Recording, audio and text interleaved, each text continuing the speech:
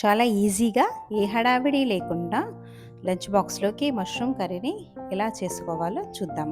ముందుగా మష్రూమ్స్ని పైన లేయర్ తీసి కడిగి ఒక ప్యాన్లో వాటర్ వేసుకొని కొద్దిగా పసుపు కొద్దిగా ఉప్పు వేసి మష్రూమ్స్ వేసుకొని కొంచెం వేడవ్వనివ్వాలి.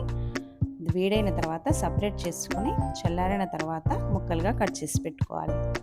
ఇప్పుడు ప్యాన్లో ఆయిల్ వేసుకొని జీలకర్ర, ఆవాలు, పసుపు, సన్నగా తరిగి పెట్టుకున్న ఉల్లిపాయ ముక్కలు, అలాగే అల్లం వెల్లుల్లి పేస్ట్, కరివేపాకు వేసి దోరగా వేయించుకోవాలి.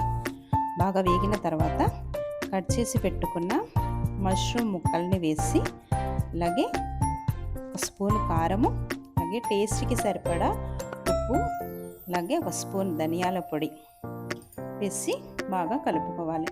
కాసేపు మగ్గిన తర్వాత చూడండి ఎలా అయిందో, ఎంతో టేస్టీగా ఉండే మష్రూమ్ కర్రీ రెడీ అయిపోయింది. మీరు ట్రై చేసి కామెంట్లో ఎలా ఉందో చెప్పండి. Thank you for watching.